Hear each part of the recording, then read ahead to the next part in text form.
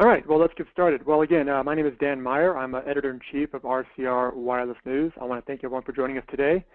Today, during this webinar, we're going to be taking a look at the backhaul market in regards to the cellular industry, and specifically microwave backhaul and also backhaul for small cell deployments.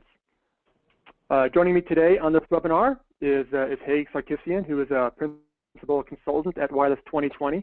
And Haig will be giving us a brief presentation on backhaul for small cell deployments.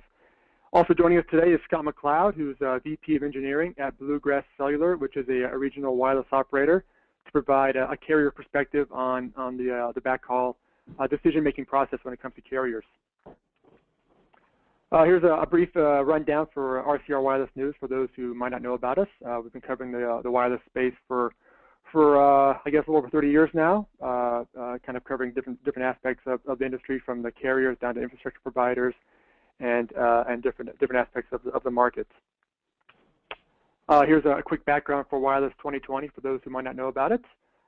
They've been around for quite a while, kind of covering the wireless space, looking at a lot of different aspects of deployments, and also a big part of it is business modeling for return on investment for carriers.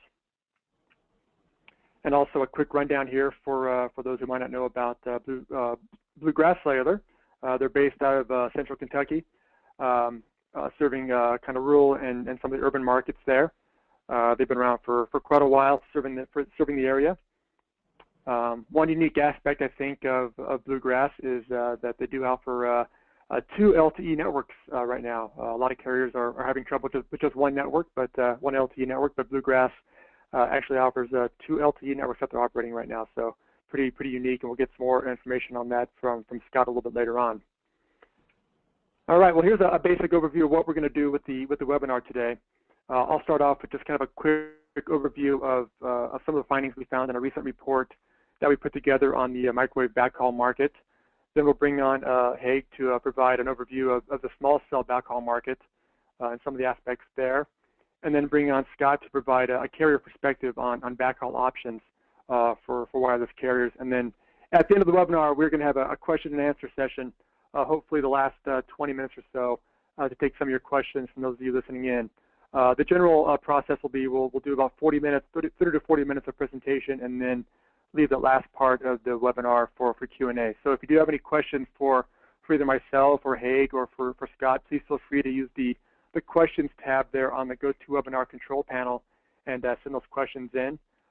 It might be easier if you specifically put who you want the question to be targeted at, so we can make sure we get the right answer for you there. One thing as well is sometimes we get a lot of requests about the audio quality. We'll try to talk as clearly and loudly as possible. Sometimes some of the computers might have maybe an audio issue, so there might be some problems there, but we'll do the best we can to speak as clearly and loudly as possible. So bear with us there. So anyway, let's get started with our presentation here. So here at RCR, we recently completed a report looking at the microwave backhaul market. You can find that report on our website. It should be on our website hopefully later on today for download. And some of the topics that we found in the report looking at the market was in talking to some of the carriers and analysts across the space, is that it sounds like, at least from the microwave point of view, that the market itself was fairly flat coming out of last year. Worldwide spending was down about 10% according to Infinetics research, though many expect that market to grow over the next 5 to 6 years, with Moderator expecting up to $10 billion in sales by 2018. So at this point, it looks like maybe a little slow, but a lot of growth expected across the market. Some of the markets leading the industry at this point include Europe, Middle East, and Africa, which are seeing a lot of microwave deployments as opposed to perhaps North America, where there's a lot more fiber deployments going on. And talking with some of the analyst community, some of the top vendors in the space include the likes of Ericsson, Huawei, NEC, Alcatel-Lucent, and Ceragon. One of the carriers we talked to for the report was Clearwire, a domestic operator. They're probably one of the leading microwave users across the domestic space, with about 90% of their cell sites relying on microwave backhaul, which is quite a bit more than most of the other carriers that we talk to.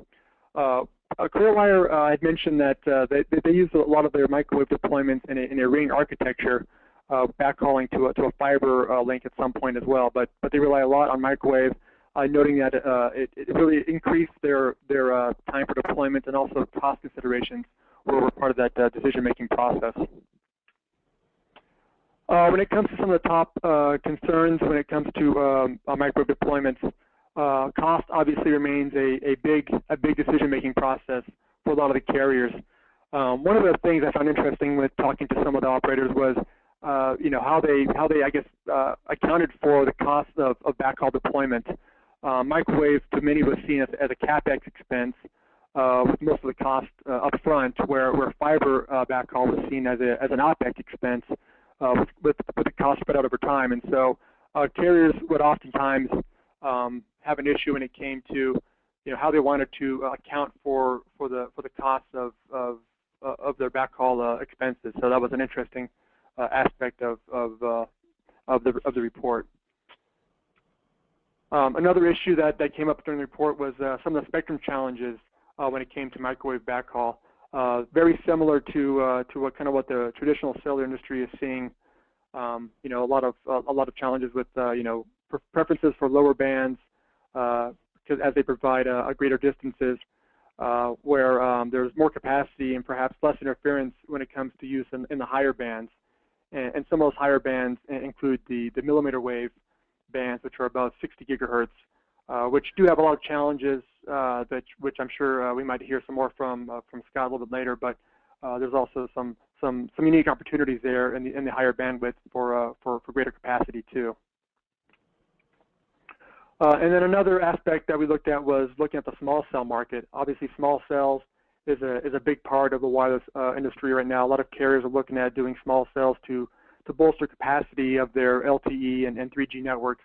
And so we looked at some of the issues when it comes to providing backhaul for small cell deployments. Indoor locations, typically when it comes to the option of microwave or fiber, most carriers were looking at a fiber or a wireline type of backhaul option, as most indoor locations had some sort of access to a wireline option, where outdoor deployments seem to be a bigger market opportunity for microwave deployments, as there wasn't perhaps as much fiber or wireline available to some of those locations. So it looked like, from at least from what carriers were saying, outdoor small cell deployments was definitely a bigger market potential for microwave deployments. Now, when we come to the small cell part of it, I wanted to bring on Haig now, Haig Sarkissian from Wireless 2020, to provide, I guess, a more in-depth look at the small cell backhaul business case. Haig, thanks so much for joining us today. We appreciate it.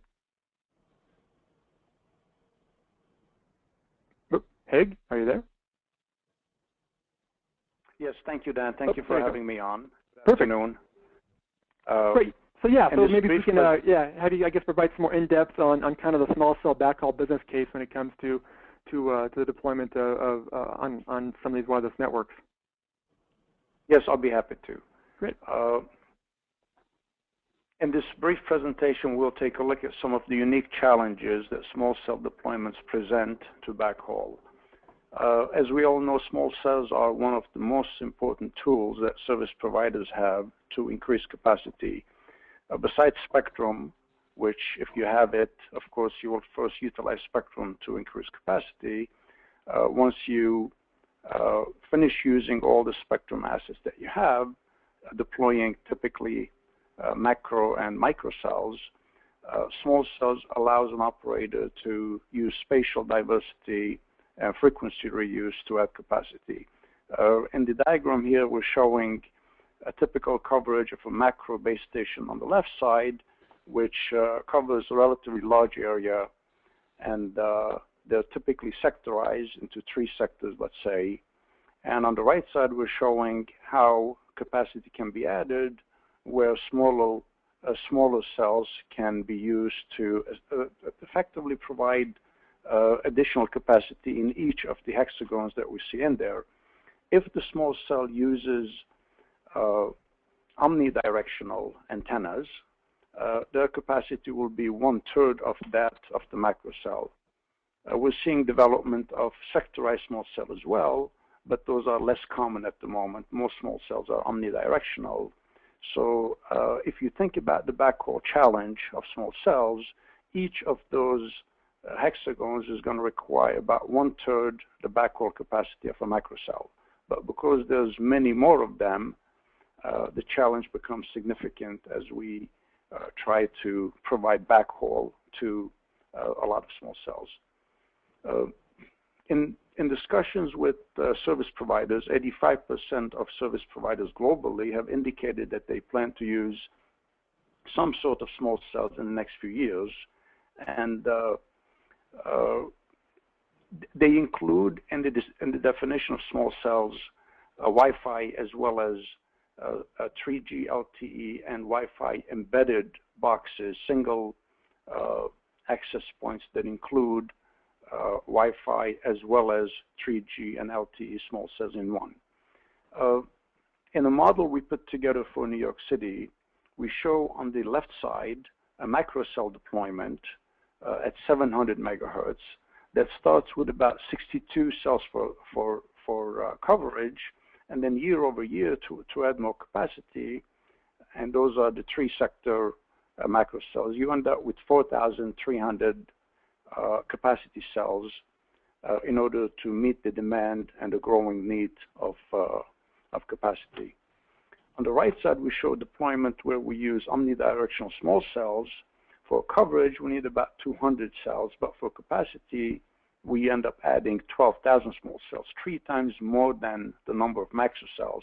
So you can imagine the backhaul requirement of 12,000 small cells will be challenging. And as researchers and modeling people, we find it very interesting to work with service providers and equipment vendors to see how what technologies are coming up to meet these challenges. On the next slide, we see a pie chart that shows the cumulative total cost of ownership of building and operating a network. And as we can see in the yellow slice in the upper and the lower right-hand corner, backhaul transmission expense accumulated over 10 years represents the largest slice in the TCO pie. In the case of small cells, the pie is about 22% of the total cost of ownership. In case of macro cells, it's slightly less, but still the largest slice in the pie, which means special attention is needed to optimize the approaches used to deploy small cells. And we'll look at some of those and the considerations that the industry is working on to innovate and come up with solutions for this area.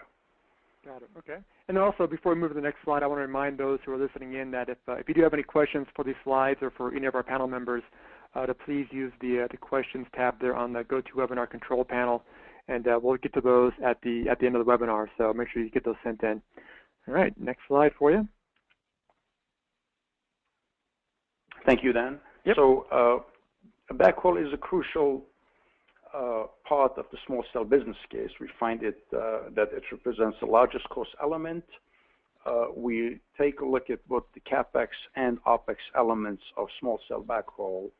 And although equipment cost is very important, the cost to install, maintain, configure, and operate the backhaul network is crucial.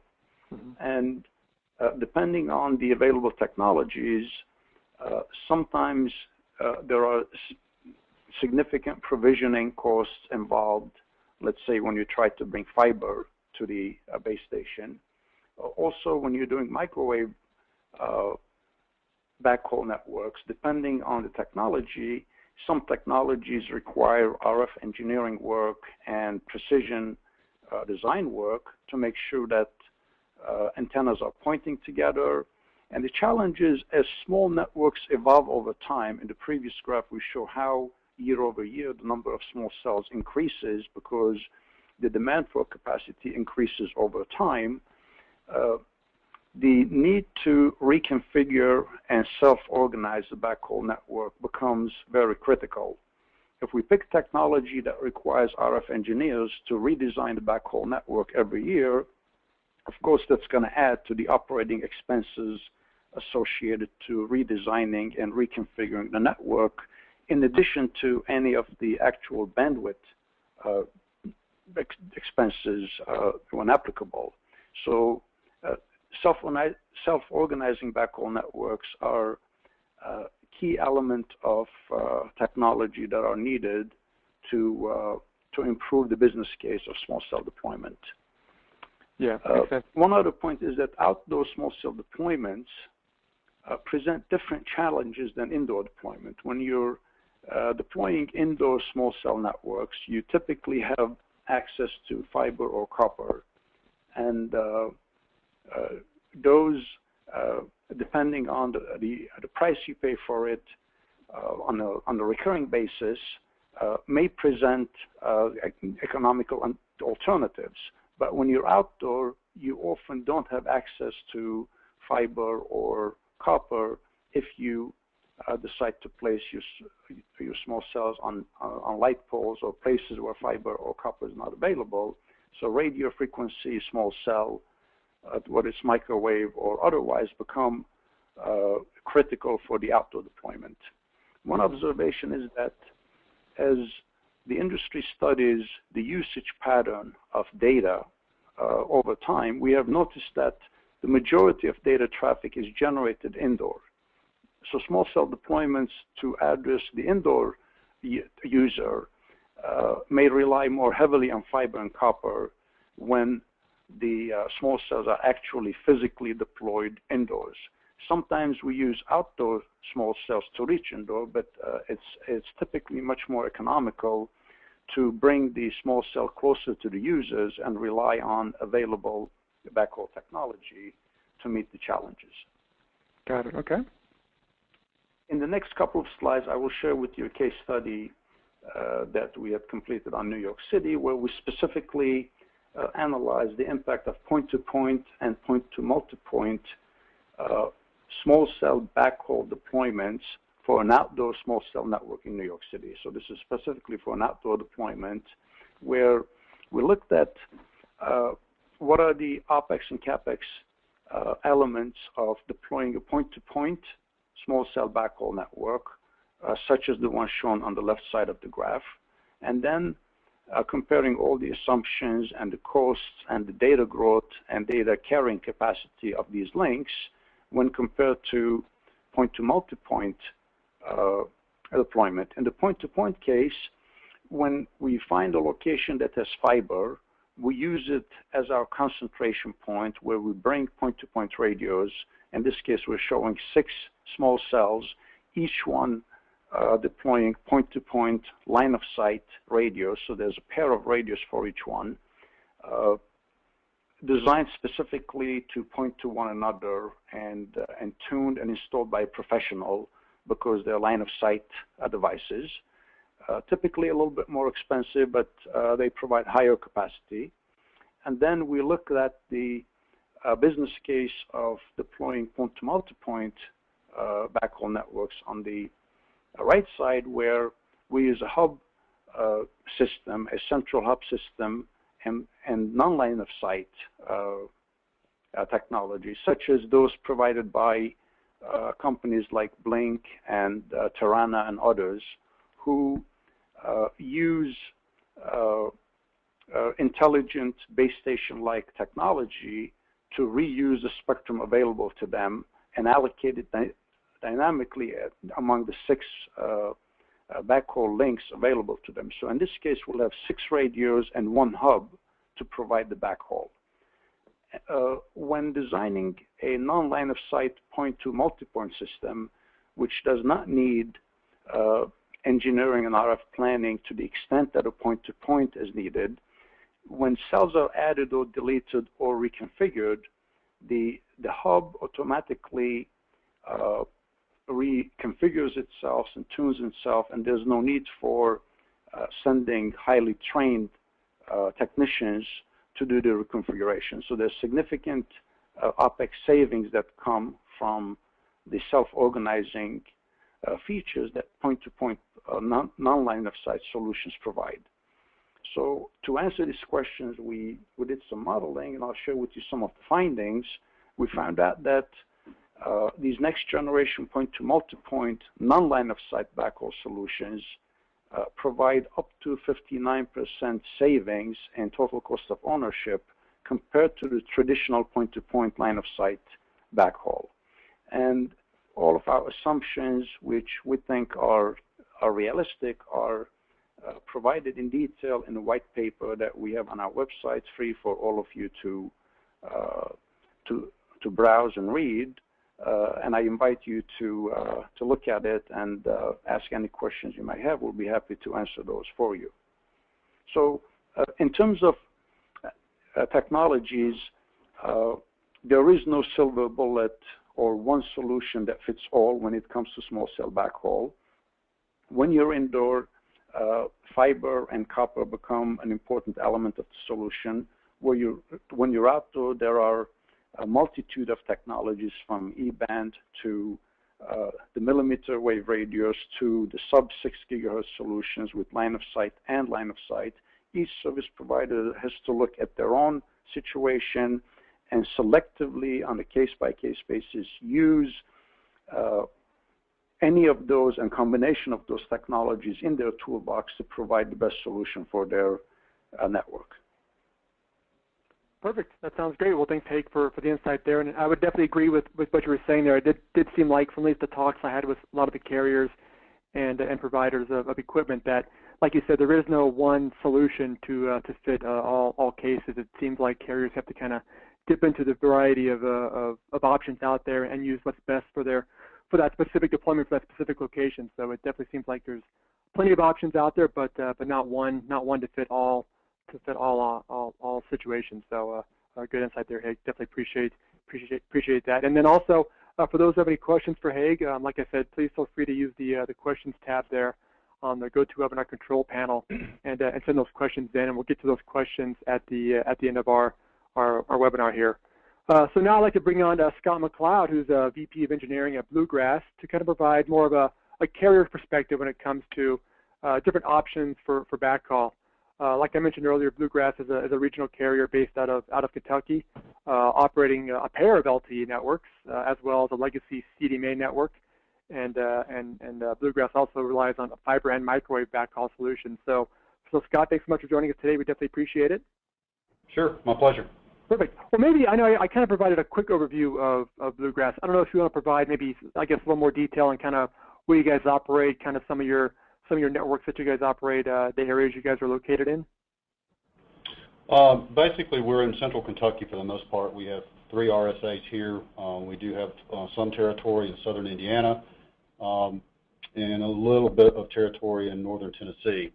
And as Dan was saying, we have both an LTE network and a LRA network as well.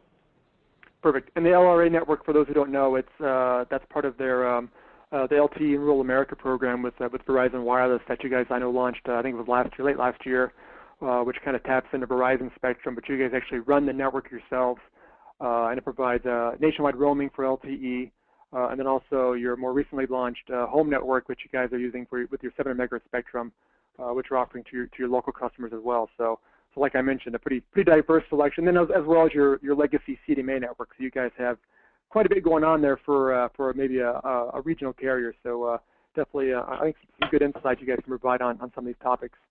Well, I guess I have a few questions that I think we're going to run through with you to kind of get some insight from your vantage point.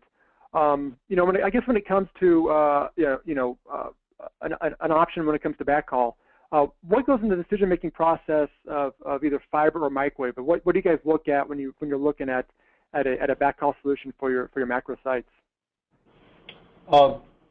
Really, 2 main things. One is what we believe the capacity of that site will need to be, now, immediately, and then in the future.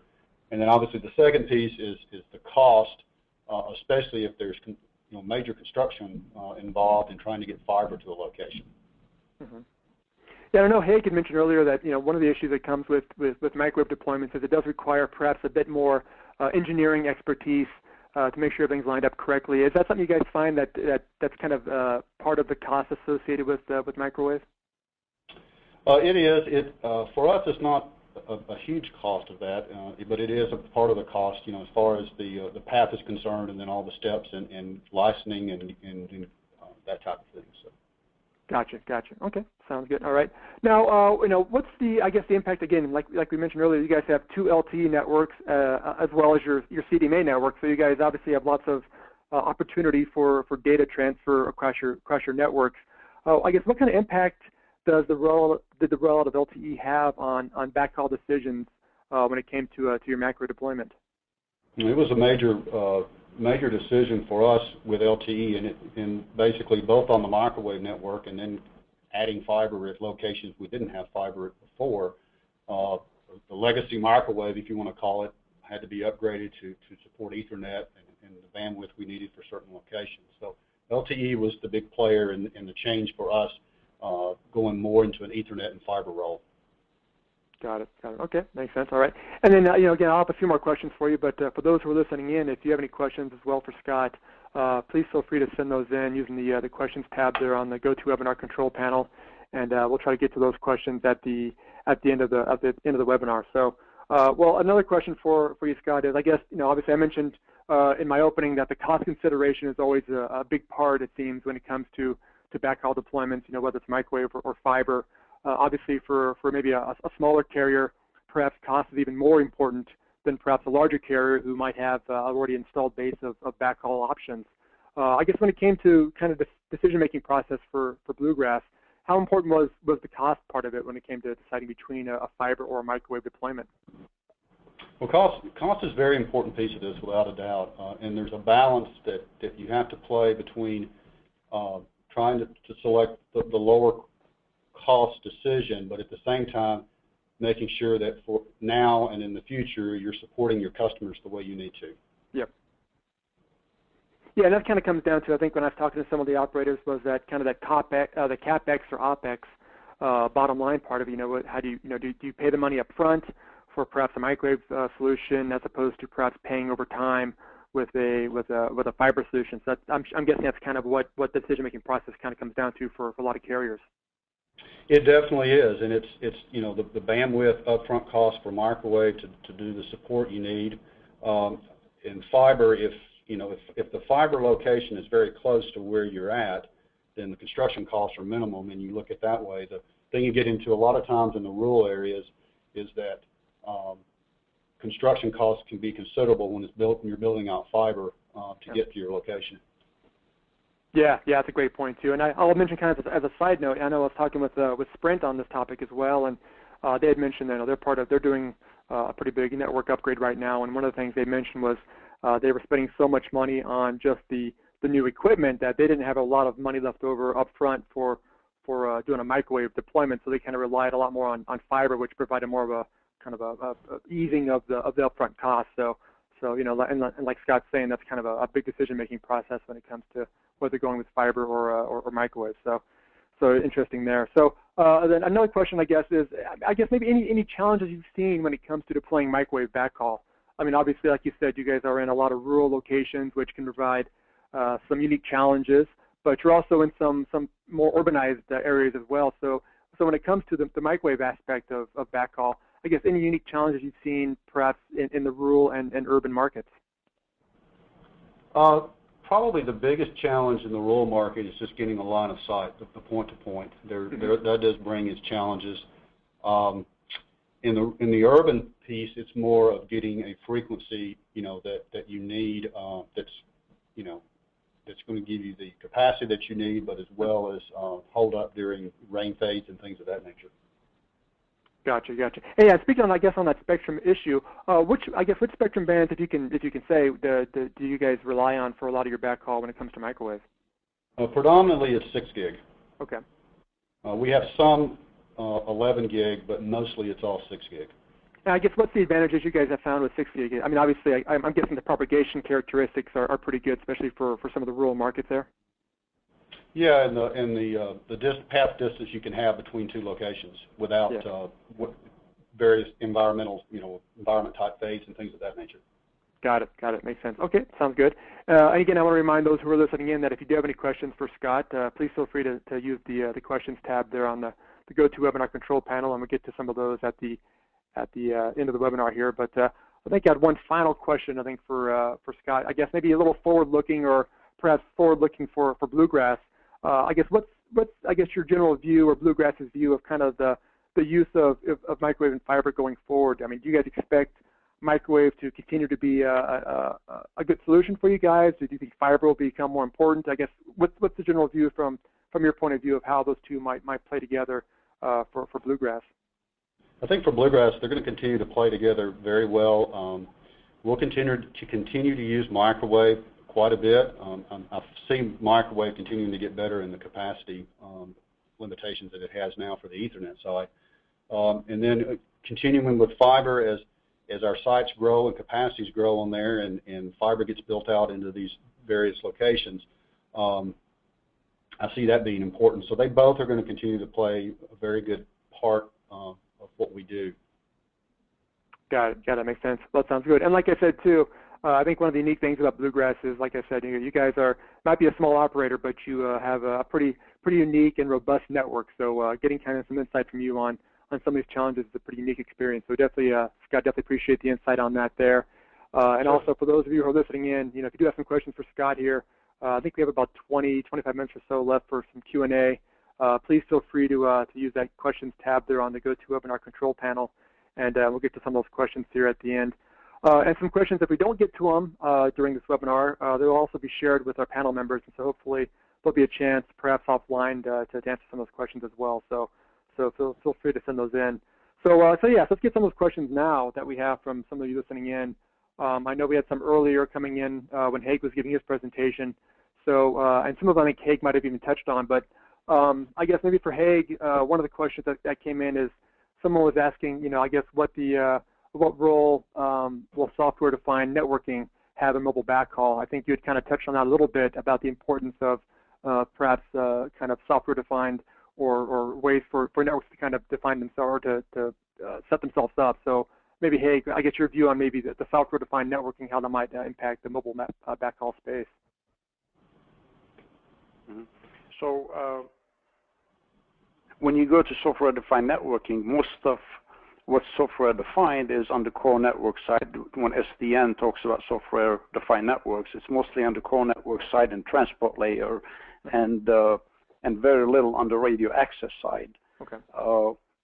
The new technology that's being trialed and studied is the CRAN technology, the centralized radio access network, where the baseband units are centralized in a motel type of environment in a local data center, and the remote radio heads, typically using CPRI interface or CPRI-like interface, are sent, to the extremities of the network. That sometimes is also referred to a part of the software-defined radio. When you move to the CRAN architecture, the frequency, the bandwidth required to support the CPRI-like interface becomes much higher than the data throughput or the IP bandwidth. And special technologies are used there. If you have fiber, that's the preferred way of doing it. But of course, the challenge is that you typically need point-to-point fiber, where fiber needs to be terminated. So software-defined networks, depending how far you push it to the edge of the network, will bring different challenges for backhaul, and CRAN being one of them, which have to be solved before you can deploy them in a large scale. Got it. Okay. Interesting. All right. Well, I think we got a question here that came in for Scott. I guess someone was asking about the percentage of fiber versus microwave that you guys use on your network. If you have a rough estimate of kind of your breakdown between fiber and microwave for your networks right now. I would say right now it's probably going to be about 65% microwave and about 35% fiber. Oh, okay. Wow. So quite a bit of fiber or microwave on your deployments right now then. Yeah, and we're continuing to add fiber, so that percentage is going to change over the next year or so. Got it. Would you say, I guess, over time, I mean, did you guys start out a lot more with microwave and kind of have just brought fiber into that, or was it initially a pretty equal deployment with microwave maybe coming online a little bit more recently? No, actually, microwave is pretty much where we started, and we had a lot of legacy microwave that we were able to upgrade. And quite frankly, the cost of fiber construction and monthly costs have come down considerably over the years, so it's allowed us to afford to do more of that. Interesting. And I guess maybe on the cost consideration, I mean, has microwave pricing changed a lot for you guys over the past several years, or has that been pretty consistent? It's actually for just a raw Ethernet radio, if you want to call it that, the price point has come down. Oh, okay. All right. Sounds good. Okay. That sounds good. All right. Well, yeah.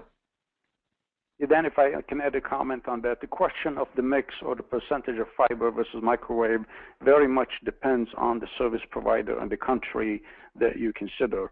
For example, when you talk to service providers in the UAE, namely Etisalat and Du, they also are the local incumbent wireline operator with a very extensive fiber network. In their case, 99% of their base stations are connected with fiber. And because they own the fiber and it's available all over the place, and there are no extremely high recurring monthly backhaul charges, it's all internal money, switching hands. They almost exclusively use fiber and provide a great experience to their customers. On the other hand, when you go to developing countries such as in Iran or Iraq or countries in Africa where the fiber infrastructure is very small, microwave provides a tremendous solution. The time to market element of it is extremely attractive, and today's microwave backhauls provide up to a gigabit or more of capacity, so you're able to build a hierarchical microwave network and quickly provide a coverage and capacity to your users. Yeah, interesting. You're right. That's a good point too. I know talking with some of the domestic carriers, those who do have more of a fiber entrant or a fiber legacy from other divisions of their company, yeah, it definitely made more sense for them to go with a fiber as opposed to a microwave deployment. So, and obviously overseas that makes sense too. So interesting point there. Well, another question came in for you, Haig. Someone was asking about what frequency bands are best suited to meet outdoor small cell backhaul needs? So perhaps which bands do you see as being most useful for outdoor deployments? When you look at it on a global basis, again, that question is answered uniquely on a service provider by service provider and case-by-case basis. If a service provider has access to underutilized or unutilized spectrum, those are the preferred ones to use because they have paid for it or they have paid very little for it in the past. If the local regulations allow you to use certain bands that are that carry low capex or opex associated with them, which is the case in most countries, those are the ones that you will use. If you had a choice, the sub-6 gigahertz band, when available and at a reasonable price, meaning almost free, provides a tremendous opportunity because of its reach and because of its easy to reconfigure, easy to expand characteristics.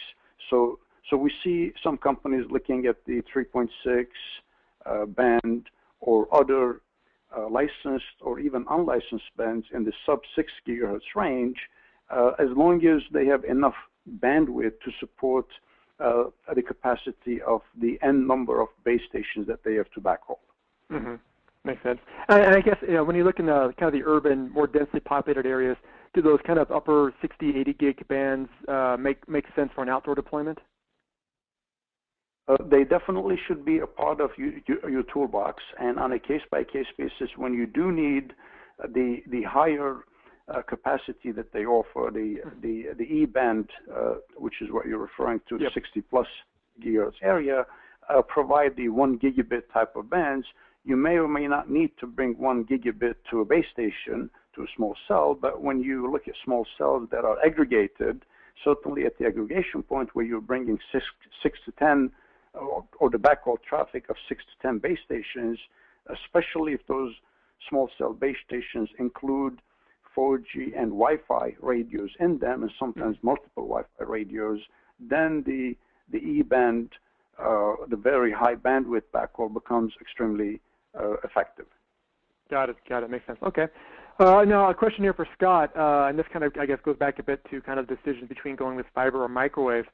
Someone was asking, do you guys, or how often do you consider, or what's the consideration when it comes to perhaps laying your own fiber as opposed to relying on microwave? Do you guys ever consider doing your own fiber, or do you guys rely mostly on kind of what's already there from a local telco or cable companies? Mostly everything we do is local telco. We don't, just from a cost standpoint, trying to run fiber to individual sites, this would be too much for us. Currently, we do own our own fiber and ring configurations that things connect to for redundancy and backup. Got it. Okay. All right. That makes sense. All right. Let's see. Now, another question that came in for Haig. Someone was asking about, do you see a significant use of non-line of sight microwave applications in dense outdoor applications? The answer is yes. If the specific service provider has access to that band, yep. right? Yep. It's non-line of sight has the benefit of allowing you to reconfigure and grow your network as time goes by. For example, if you take an area of approximately 1 square kilometer, where in year 1 you need 1 or 2 small cells, but as time goes on, in year 2 and 3 you need 1 or 2 more, in years 5 and 6 you need 1 or 2 more, and so on.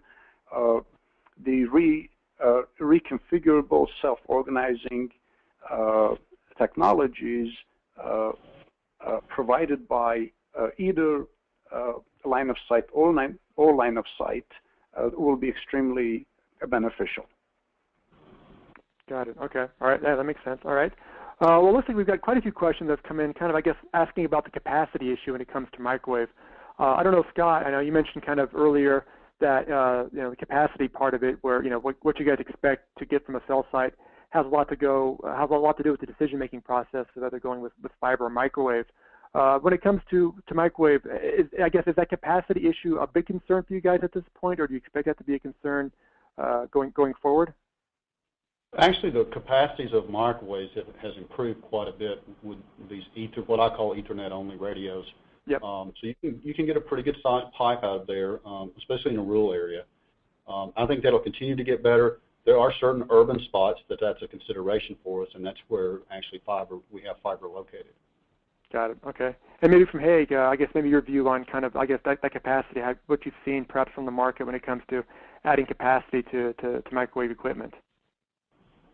Yeah, I mean, in the early days of small cell deployments and looking at the backhaul consideration, small cells are usually start being 3G only, and then 3G and LTE small cells, and then they add Wi-Fi in it as well. As the industry matures, it may be possible for multi-service provider small cells to evolve and offer a single deployment, single box with shared backhaul between a multi-service provider small cells. And as you combine different service providers and even different spectrum bands owned by the same provider and add Wi-Fi to it, the aggregation of backhaul traffic will increase significantly. And as that happens, the amount of bandwidth needed to be supported can start approaching several hundred megabits per second, even a gigabit per second. And now think about aggregating 3 or 4 or 5 or 6 of those together until you reach the point of fixed fiber where you bleed that traffic. So when you study the evolution of small cell backhaul over a period of time that's longer than 3 to 5 years, you quickly see that it's very possible for, on one side, the bandwidth needs to increase, on the other side, fiber to become more and more available, and somewhere they have to meet together and solve that problem. So the E-band technology that's out there promises to bridge that gap because it provides the fatter pipes. Got it. I guess maybe segueing from the E-band part of it, someone did ask about the issue perhaps with I think with the 60 gig space when it comes to environmental issues, whether it's moisture in the air that can perhaps impact the use of that spectrum. I guess what concern do you see for that aspect of it? For the 850 gig? No, for the 60 gig space when it comes to for backhaul. Someone's asking about I guess environmental concerns. Because it does sound like from talking with some of the people, there's some issue with moisture in the air that can sometimes impact or provide interference in the 60 gig space. Yeah, typically rain and snow and weather may cause interference. So distances have to be kept at relatively short areas, and proper engineering and design considerations have to be taken, and whether 5.9 reliability is needed for that. So those are all considerations that have to be taken into account when it comes to using technology that is influenced by weather, moisture, and things like that. Got it. Okay, that makes sense. Now, maybe for Scott, someone was asking about the use of point-to-multipoint microwave backhaul solutions for your networks. I guess, can you provide some insight into what you guys rely on when it comes to microwave backhaul? Is a point-to-multipoint or point-to-point, or what's kind of the view on those different aspects, those different options for microwave backhaul? For us, we're strictly a point-to-point microwave. Okay. We haven't really used any point-to-multipoint at this point, and haven't really looked at it very close to to make any decisions whether we would consider that. Got it. And when it comes to the vendor space, someone was asking a bit earlier, kind of about what you view as the market for when it comes to vendors. I know from some of the research I was doing for the report I worked on, there are quite a few players in the space right now. There was some talk from some analysts about maybe the need for some consolidation, but from a carrier's perspective, do you guys see the equipment market when it comes to microwave as being fairly competitive and thus providing a good pricing option for you guys? Yeah, there's quite a few out there. We look at it two ways. Obviously, we look at it at cost, pricing, but also the support after the sale, if you will. Yep. And the repair and those type of things, and actually functionality and reliability obviously is a big one. That's the things we look at to go with it. If not for us, it's not just the cost piece. Very seldom it's that. It's those other factors as well. Got it. Okay. All right. That makes sense. All right.